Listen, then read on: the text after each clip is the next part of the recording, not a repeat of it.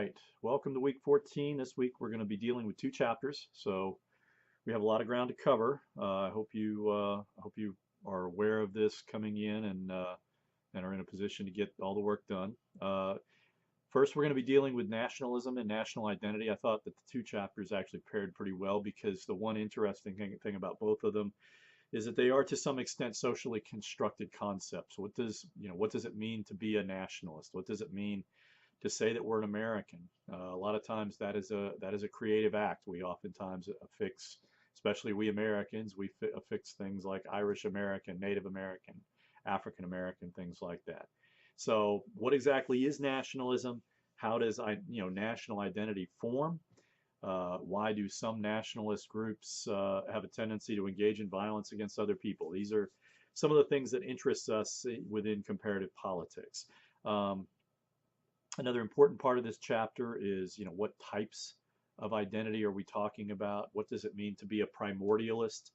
Why is it that Germans generally think that citizenship is a blood issue, that you have to have a racial component in order to be truly a German? What does it mean to be a perennialist? What does it mean to be a modernist? Um, We'll talk a little bit about causes of ethno-nationalist conflicts, and then we'll talk about what kinds of things we can do to try and control those conflicts.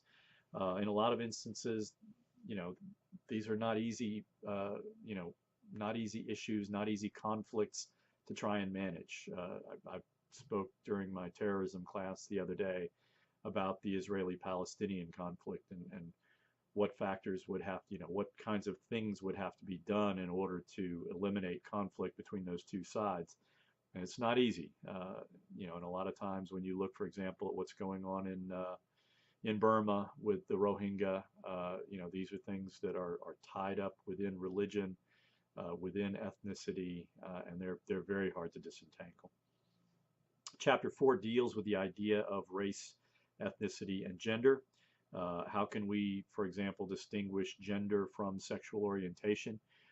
We want to say, I think most of us want to say that gender is something that's pretty set, but in fact, it's more fluid than we realize. That sexual orientation is more fluid than most people realize. Um, so how can we distinguish gender from sexual orientation? How can we base collective action around those kinds of things? How can we control for those kinds of things? How can we create a political environment where a considerable amount of diversity on those kinds of issues are actually tolerable? There is also the issue of race and ethnicity. How do we disentangle those terms? How can we be accurate when we talk about those kinds of issues? What kinds of factors influence the political representation of women and minority groups?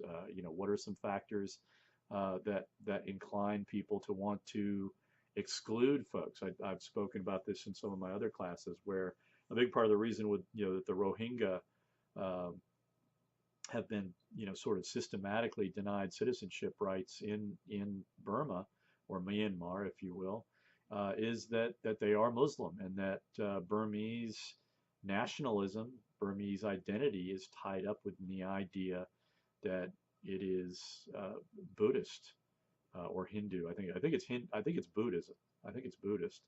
And so, there was actually a really good article in the Atlantic talking about monks with machetes. These are guys that you think about monks and you think about, I think your automatic tendency is to think in terms of a kind of pacifism.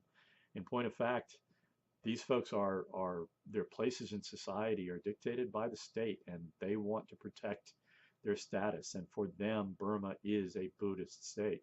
And they're not interested in watering that down. They're not interested in allowing Muslims to have a say in what it means to be, a Burmese. And so that kind of helps to illustrate both, why these issues are so fraught, and why they frequently break into violence. We'll talk a lot about, why it is that women have difficulty getting representation. And why is it, for example, that the United States has not yet elected a woman president? You know, we have a ways to go on this issue, as well as just about everybody else. So again, there's a lot of ground to cover. If you have any questions, please feel free to either email me or again address these in the forum, and I'll try to get to them if I can. Let's learn a lot. We're getting close to the end of the semester, so let's work through it.